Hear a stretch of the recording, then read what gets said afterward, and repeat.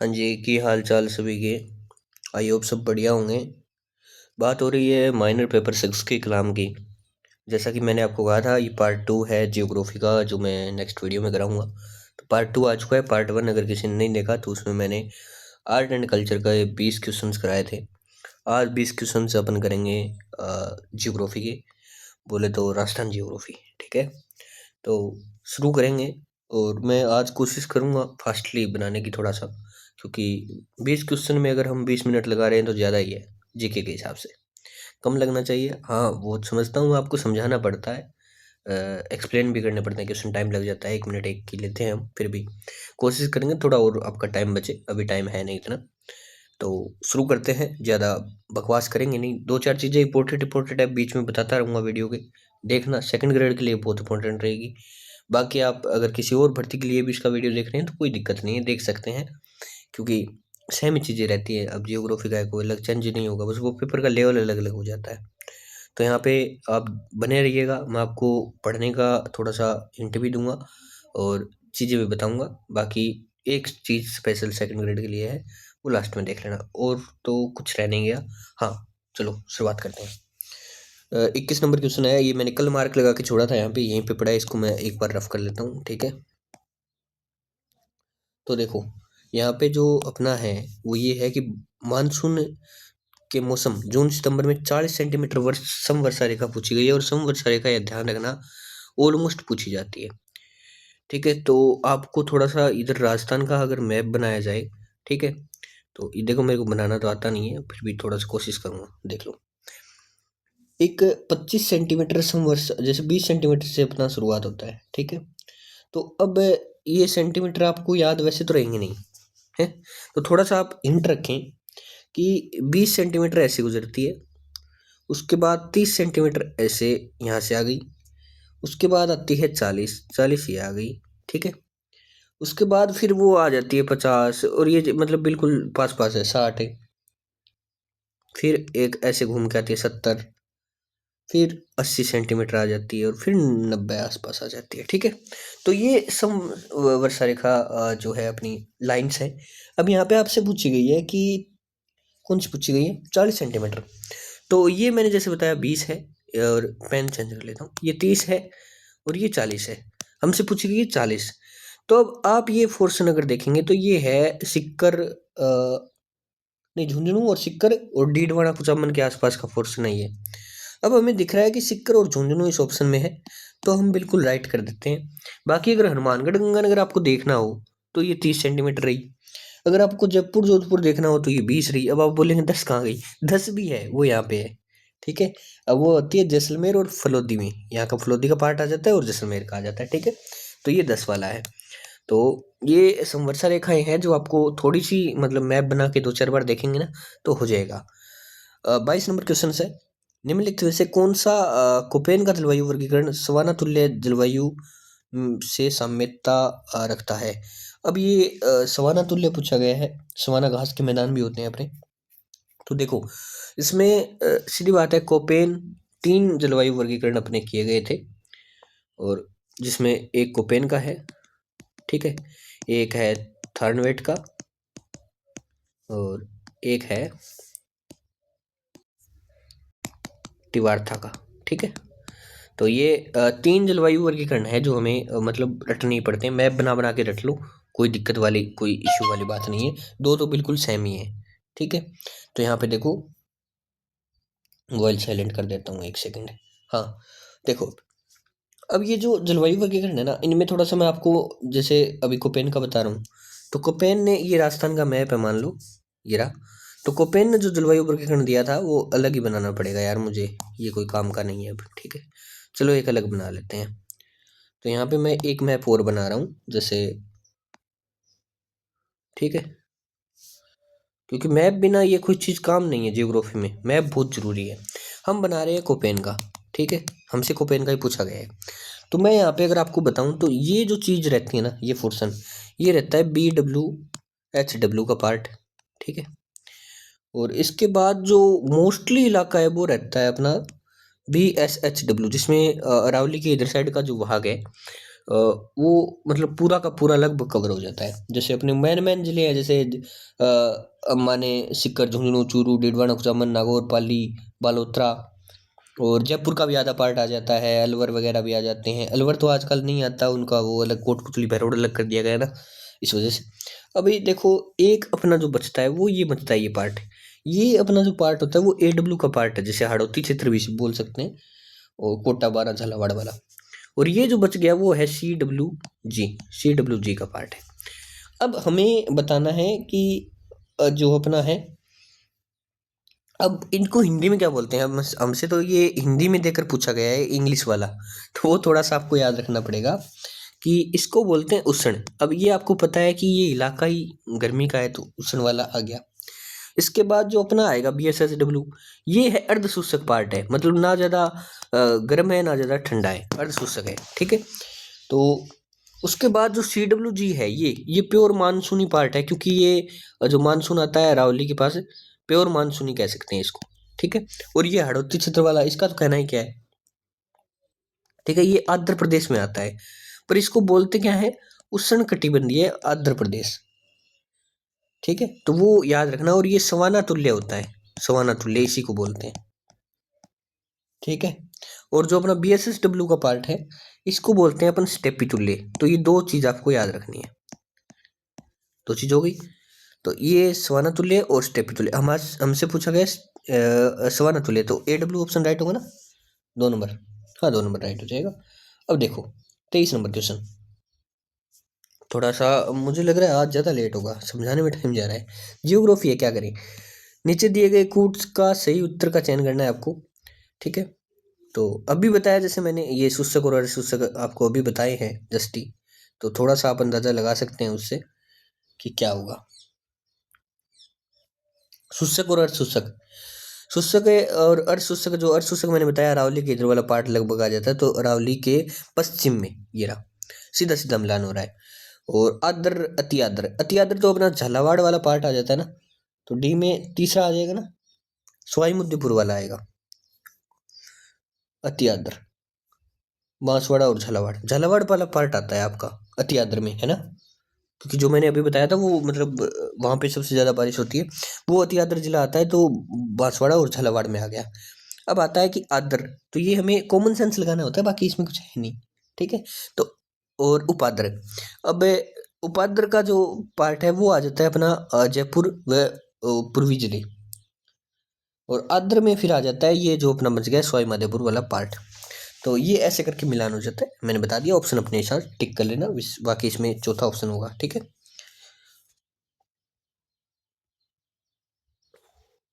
Next आते हैं, Rajasthan monsoon ऋतु 2025 जून से सितंबर के दौरान कौन से महीने में दीर्घावधि औसत वर्षा पूछी गई है, यानी LPA पूछते हैं ना, ये LPA बोलते हैं ना इसको। अब LPA आपसे पूछा गया है, तो आपसे पूछा गया है एक तो अपने जो बारिश होती है ना मुख्यतः, ये 2025 का डाटा पूछा गया है आपसे, तो 2025 का बारिश का डाटा याद कर लेना, मैं बता दूंगा आगे। तो LPA पूछा गया है हमसे, और LPA में क्या होता है मैं सारा बता ही देता हूँ। जुलाई अपने जून से और सितंबर के बीच वर्षा होती है, ठीक है। तो अपने 2025 में सर्वाधिक वर्षा LPA रहा था ना, मतलब LPA होता है दीर्घ अवधि के लिए सर्वाधिक वर्षा किस महीने में हुई, वो हुई थी सितंबर में। तो अपने यहाँ तो ऑप्शन राइट है, चौथा हो रहा है ना 24 में, सितंबर देखते ही हो रहा है। अब आपको यहाँ काम नहीं चलाना है इतने से, आपको थोड़ा डाटा भी देखना पड़ेगा, ठीक है। तो डाटा हम कहाँ देखे, सितंबर का आपको याद होगा जब उस टाइम बाढ़ आ रही थी पंजाब में, वो टाइम चल रहा था, वो दौर चल रहा था, उस टाइम बहुत वर्षा हुई थी। तो अब मैं आपको थोड़ी सी एडिशनल डिटेल दूँ, मानसून रिपोर्ट दूँ अगर 2025 की, तो वो क्या रहेगी, है ना। तो 2025 की मानसून रिपोर्ट क्या कहती है कि 2025 में सर्वाधिक बारिश जो हुई थी वो हुई थी अपने 12 जिले में, और ये हुई थी 159.35 सेंटीमीटर, ठीक है। और एक अपना आता है फिर सवाई माधोपुर, ठीक है, सवाई माधोपुर में हुई थी 133 सेंटीमीटर के लमसम, और सर्वाधिक मतलब ये है। अब बात आती है कि सर सर्वाधिक तो हो गई, लेकिन टोटल डाटा कितना था, कितनी वर्षा हुई 2025 में, तो 2025 में जो वर्षा हुई अपनी, वो हुई थी, टोटल हम बात करते हैं तो 71.52 सेंटीमीटर। ये औसत वर्षा है पूरे राजस्थान की। औसत वर्षा 71.52 सेंटीमीटर रही। ठीक है। जो अपने मानसून अवधि होती है ना हमेशा, उसमें लगभग अपना जो औसतन आता है वो आता है 43.56 सेंटीमीटर वर्षा। लेकिन ये पिछली बार जो वर्षा हुई वो हुई थी 71.52 सेंटीमीटर। तो आप अंदाजा लगा सकते हैं कि ये जो औसतन है, औसतन मतलब 64% अधिक रही है। ठीक है, 64% अधिक। तो थोड़ा सा डाटा आपको ये याद रखना है। और 71.52 सेंटीमीटर, 43.56 सेंटीमीटर, 64 सेंटीमीटर, 3 डाटा मैंने यहाँ पे बताया। 64 सेंटीमीटर नहीं, प्रतिशत। ठीक है। तो ये चीज है। 2025 में अगर औसत वर्षा तो पक्की याद रखनी है आपको, 71.52 सेंटीमीटर। ओके, नेक्स्ट पार्ट पे चलते हैं। राजस्थान में निम्न में कौन सा युगम स्टेपी जलवायु, स्टेपी अभी बताया था, BSHW आता है। ठीक है। और BSHW कौन से में आता है भाई, अभी बताया था ना। और ये BSHW जिसमें अपने जयपुर का आधा पार्ट भी आ जाता है, अजमेर आ जाता है, तो वो ही आ जाएगा इसमें, जयपुर अजमेर। ओके। और क्या रह गया, बाकी रह जाता है क्या, जैसे इसमें और भी जिले आते हैं। हनुमानगढ़ आ गया, गंगानगर आ गया, बीकानेर, जोधपुर, बाड़मेर, बालोतरा, चूरू, सीकर, झुंझुनू, नागौर, डीडवाना, कुचामन, पाली। लगभग इतने बता दिए यार मैंने, और देख लेना। ठीक है। और इसमें जो औसत सेंटीमीटर पूछ रहे हैं मुझे वर्षा, तो 25 से 50 सेंटीमीटर के बीच वर्षा रहती है इसमें, औसतन। ठीक है। 26 नंबर क्वेश्चन है, कथनों पर विचार करना है। इस नदी की एक शाखा को रोककर सिल्लीसेट झील का निर्माण तो अपनी रूपारेल नदी को रोककर किया गया था। तो पहले ऑप्शन से अपना राइट हो रहा है प्रश्न, रूपारेल। इस नदी का उद्गम उदयनाथ की पहाड़ियों से, अगर आपको उदयनाथ की पहाड़ियों से उद्गम नहीं पता तो सिल्लीसेट झील का निर्माण ये तो पक्का पता होना चाहिए, ये अपना रूपारेल नदी को रोक कर किया गया था। इसका दूसरा नाम वरा और रसावली भी है, रसावली है, लसावरी, लसावरी, हाँ, वरा और लसावरी भी इसको कहते हैं। ठीक है। और ये डीग और भरतपुर में बहती है, डीग और भरतपुर में, और इसी को रोककर अपनी सिलीसेट झील का निर्माण किया गया था। 27 नंबर क्वेश्चन है, निम्नलिखित में से सांबर झील में जल गिराने वाली नदियां नालों के उपयुक्त समुच्चय का चयन कीजिए थे। अब ये भाई सांबर झील में जल गिराने वाली नदियों को अपने को बताना है। अब सांबर झील में वैसे तो ज्यादातर नदियां गिरती है, पर मैं यहाँ पे ऑप्शन चुनूं तो तुर्मती, रूपनगढ़ और नलियासर ये होगा। ओके। अब इसमें जो मुख्यतः कौन सी नदी गिरती है वो भी बता देता हूँ। सांबर झील में नदी गिरती है अपने, जैसे मेंथा नदी है एक, तो एक है खारी नदी। ठीक है। और तो एक है ये खंडेल नदी। ठीक है। एक रूपनगढ़ अजमेर वाली। ठीक है। तो ये नदी है, ये क्या ठीक हो गया यार, ज़्यादा ही बोल दिया। चलो, ये है 4 नदियाँ जो आपकी गिरती है। इनके अलावा जो अपने नलियासर है, रूपनगढ़ है, रूपनगढ़ तो इसमें आ ही गया, मैंने बता दिया। ये खारी खारी इसमें है, लेकिन डाई और बंडी नहीं है, तो ये ऑप्शन गलत हो जाएगा। रूपारेल इसमें नहीं है। बाकी देवयानी, कांतली ये अभी नहीं है इसमें। देवयानी है नाला, लेकिन देवयानी ये फिर कांतली और रूपारेल नहीं है। अलीना और बंडी भी है इसमें। ठीक है। तो ये कुछ चीज़ें हैं जो मैं, 4 नदियाँ मैंने बता दी है, इसके अलावा बता देता हूँ मैं। ठीक है, बता ही देता हूँ ना, कहीं आपका प्रश्न गलत हो जाए कहीं को। तुर्मती नदी, तुर्मती के बाद आपका आ जाएगा तयोदय नाला, एक आपका है बंडी नदी नाला, एक आपका है देवयानी नाला। ओके। तो ये नलियासर है, एक और रहेगा ना, नलियासर, नलियासर है। तो ये जो है ये मैंने आपको बताया, ये इतने आ जाते हैं। तो ये आपका हो गया 27 नंबर प्रश्न। तो ध्यान रखना ऑप्शन ऐसा चुनना जिसमें तीनों हो। जैसे अभी इसमें तुर्मती है, और रूपनगढ़ के बाद रूपनगढ़ हमने बताया है, नलियासर, नलियासर हमने बताया है। तो ये तीनों हमने बताया, तीनों इसमें है। ओके। राजस्थान में निम्नलिखित जिलों में उत्तर से दक्षिण के क्रम में व्यवस्थित करना है आपको। अब झील राजस्थान में उत्तर से दक्षिण का क्रम कौन सा रहता है अपना, जैसे ये है, ये राजस्थान का मैप टेम्परेरी, ठीक है, ऐसे जाना है हमको उत्तर से दक्षिण। तो पहले अपन जानते हैं कौन सी झील आती है, सिल्ली साइड जो भी मैंने बताई ना वही आती होगी, अलवर वाली, वही आती है अलवर वाली सिल्ली साइड झील, ठीक है। उसके बाद अपनी डीडवाना कुचामन वाली आ जाती है, सांबर, ठीक है।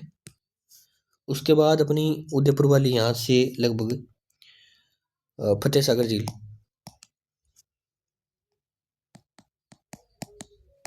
फतेह सागर झील आ गई। एक लास्ट में जो अपना बचता है वो है गैब सागर, गैब सागर, ये डूंगरपुर में है, ठीक है। तो ये चार बताई मैंने। अब उत्तर से दक्षिण का क्रम छांट लो, सिल्ली साइड सबसे पहले, सिल्ली साइड आएगा, सी, सी एक ही ऑप्शन में है, राइट, बस सिंपल था। और उसके बाद आ जाता है सांबर, ये रहा बी, बी फिर डी फिर ए, तो ऐसे करके अपना प्रश्न हो जाता है, कोई इशू वाली बात नहीं है।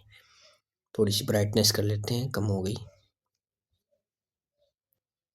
29 नंबर क्वेश्चन है, राजस्थान में उपलब्ध स्थायी जल के आधार पर सबसे बड़ा नदी बेसिन, स्थायी जल के आधार पर कौन सा है भाई,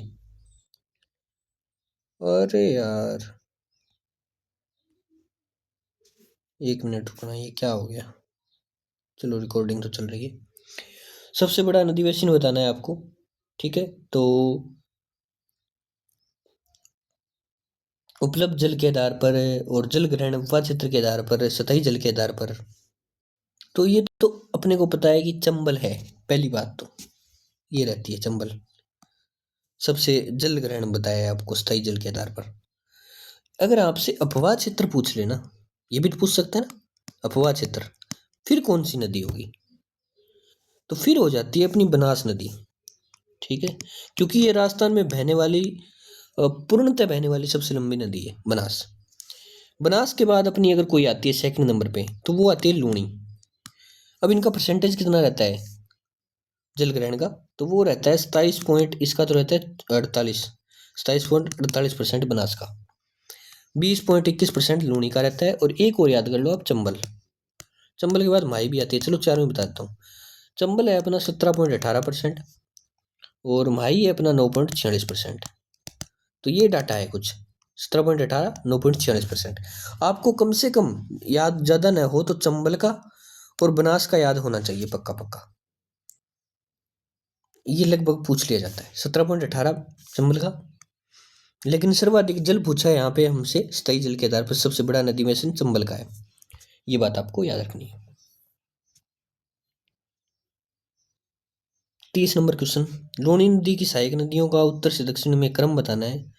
देखो लूणी नदी ऐसे आती है ना अपनी, तो सबसे पहले कौन सी आएगी, सबसे पहले यहाँ पे अपनी ये इधर वाली आती है जोजड़ी नदी, ठीक है।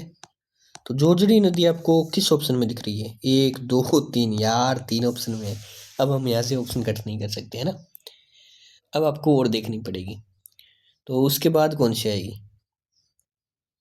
उसके बाद आ जाती है अपनी,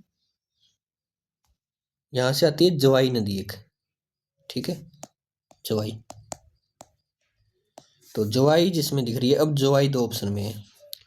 अब सागी या खारी कौन सी आएगी, तो सागी नदी हमें पता है लास्ट में आती है, यहाँ पे लास्ट में मिलती है, यहाँ मिलती है सागी नदी। तो उससे पहले आ जाती है अपनी खारी नदी। और खारी नदी आती कैसे है, खारी नदी आती है, जवाई का ही एक पार्ट है खारी, इसकी सहायक नदी है जवाई की, ये खारी है, और फिर है सागी। तो अब हम देख सकते हैं कि चौथा ऑप्शन यहाँ पे राइट हो रहा है, तो ये हो गया राइट, है ना। राजस्थान में वर्ष वर्ष 2025 में पर्यटन यात्राओं में सर्वाधिक वृद्धि किस स्थान पर दर्ज की गई है, ये जब खाटू श्याम जी सीकर में की गई है, इस नॉर्मल पर्सन है, नहीं यार खाटू श्याम जी नहीं होगा इसमें ना, सर्वाधिक प्रश्न पढ़ने में गलती होगी, वृद्धि, वृद्धि पूछी गई है सर्वाधिक। तो खाटू श्याम जी सीकर वैसे धार्मिक पर्यटन यात्रा संख्या में सर्वाधिक है, जैसे अपने कुल स्वदेशी पर्यटन है 2025 में वो कितने हुए हैं, वो बता देता हूँ मैं, 25 25, 25 का डाटा याद रखना है आपको, 25 25 लाख। और ये अपना 2024 में कितना था, ये तो 25 25 में, 2025 में, 2024 में 2300 लाख था, तो 200 लाख लगभग बढ़ा, तो कितना बढ़ गया? 9.74% की वृद्धि देखी गई है। अब सबसे ज्यादा कहाँ देखी गई है? सर्वाधिक वृद्धि है वो पूंछरी का लोठा, पूंछरी का लोठा यहाँ पे देखी गई है, और ये है 2 नंबर डी। तो 2 ऑप्शन आपका राइट हो जाएगा। ठीक है। सर्वाधिक धार्मिक पर्यटन यात्रा संख्या है वो किसकी है? वो है खाटू श्याम जी की। तो ये पर्सन के हिसाब से डिपेंड करेगा, ध्यान रखना। जैसे अभी मैं भी कंफ्यूज हो गया था ना, देखते ही पहला कर दिया खाटू श्याम जी, वो थोड़ा सा ध्यान रखना पड़ेगा। रणकपुर, माउंट आबू आदि पर्यटन स्थल निम्न में से किस पर्यटन सर्किट में सम्मिलित है? बताओ, रणकपुर वाला किस में सम्मिलित है? गोडवाड़ सर्किट में सम्मिलित है ना। ये आपको रटने पड़ेंगे, इसमें कोई ऑप्शन नहीं है कि मैं कुछ बता दूं। माउंट आबू वाला जो आता है आपका पोर्शन, रणकपुर, वही है ना। एक तो मरुस्थल हो गया जोधपुर जैसलमेर वाला, मेवाड़ हो गया, वागड़ हो गया, ढूंढाड़, गोडवाड़। तो गोडवाड़ माउंट आबू रणकपुर वाला आ जाएगा, ये माउंट आबू रणकपुर। और यही पूछा गया है आपसे, माउंट आबू रणकपुर वाला कौन सा है? तो ये गोडवाड़ है, ध्यान रखना। थर्ड ऑप्शन राइट हो जाएगा, ये रटने पड़ेंगे आपको।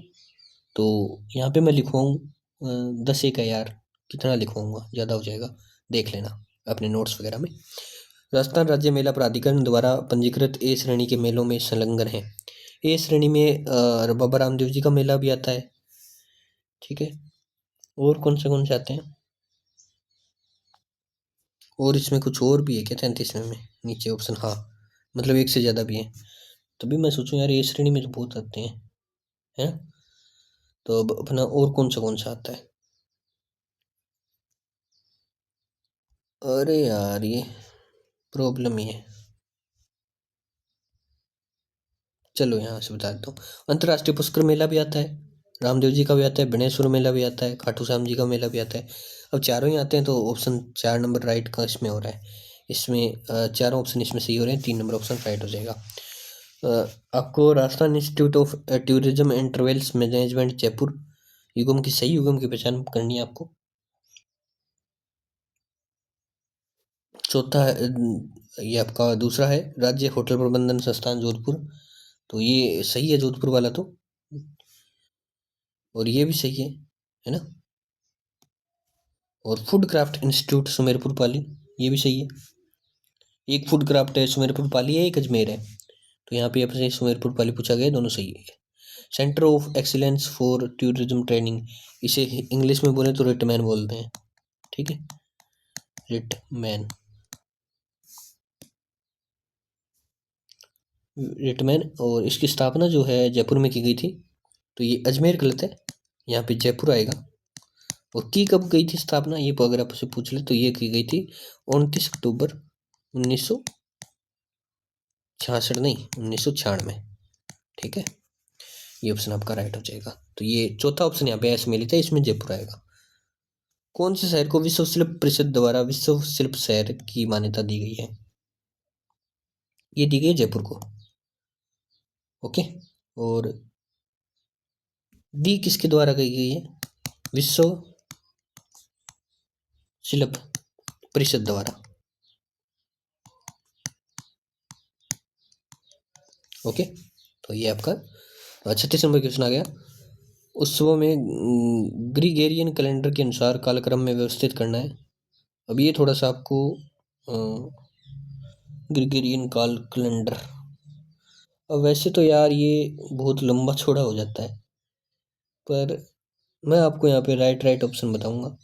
36 नंबर, पहले आता है अपना पतंग महोत्सव, फिर आता है ब्रिज, और फिर आता है बी ग्रीष्म महोत्सव, सी वृक्ष महोत्सव। तो 3 नंबर ऑप्शन आपका राइट हो जाता है। अब देखो, इसकी एक पूरी लिस्ट है जिसमें 26 महोत्सव हैं आपके। अब 26 आपको जनवरी से लेके दिसंबर तक आपको याद रखने पड़ेंगे, अक्टूबर तक। ठीक है, तो वो दिसंबर में तो कुछ है ही नहीं ना, एक अपने नहीं है दिसंबर में, अक्टूबर तक है।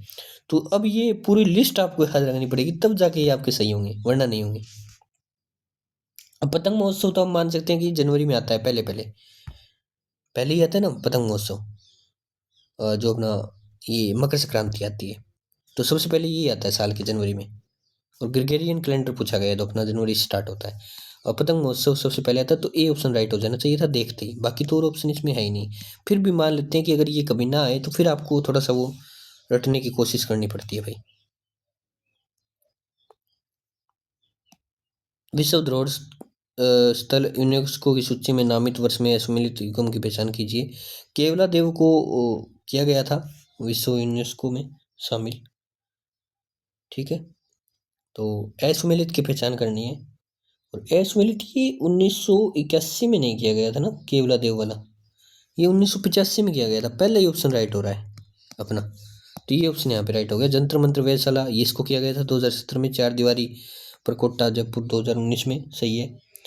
और रणथंभौर दुर्ग 2013 में। 2013 में बहुत से दुर्ग किए गए थे, जैसे आपका गाजर चीकू आम से आपने रट रखा है, मुझे बताने की जरूरत नहीं है यहाँ पे। 38 नंबर क्वेश्चन देखते हैं। चलो यार, राजस्थान की प्रथम पर्यटन नीति किस वर्ष लागू की गई थी? प्रथम पर्यटन नीति 2001 में लागू की गई थी ना, 2001 राइट हो जाएगा। और अब महल है, नीचे दिए गए कुट का मिलान करना है यहाँ पे। महल कहाँ से पूछ लिया, गेट और, हाँ टूरिज्म वाला पोर्शन है ये। तो कर्ण महल आपसे पूछा गया है। कर्ण महल तो बीकानेर में है, गेटोर आपका जयपुर में है, आयड जो म्यूजियम है वो आपका उदयपुर में है, और नथमल की हवेली आपकी बचती है वो जैसलमेर में है। तो 4 नंबर ऑप्शन राइट हो जाएगा। 40 नंबर में कौन सा स्थल राजस्थान की जियो हेरिटेज साइट स्थल में सम्मिलित नहीं है? जियो हेरिटेज साइट स्थल में सम्मिलित कौन सा नहीं है भाई? रामगढ़ ग्रेटर 12 ये भी है, greater boundary fort santoor Bundi ये भी है, हाथीगुड़ा की नाल पाली उदयपुर ये नहीं है, और स्ट्रेमेटोलाइट पार्क ये भी है। तो 3 ऑप्शन अपने यहाँ पे राइट है, ये गलत है, तो ये ऑप्शन अपना सही हो जाएगा। इसमें सम्मिलित नहीं है पूछा है, ओके। तो ये वैसे तो 12 साइटें जियो हेरिटेज होटल में घोषित की गई है, 12 साइटें हैं टोटल।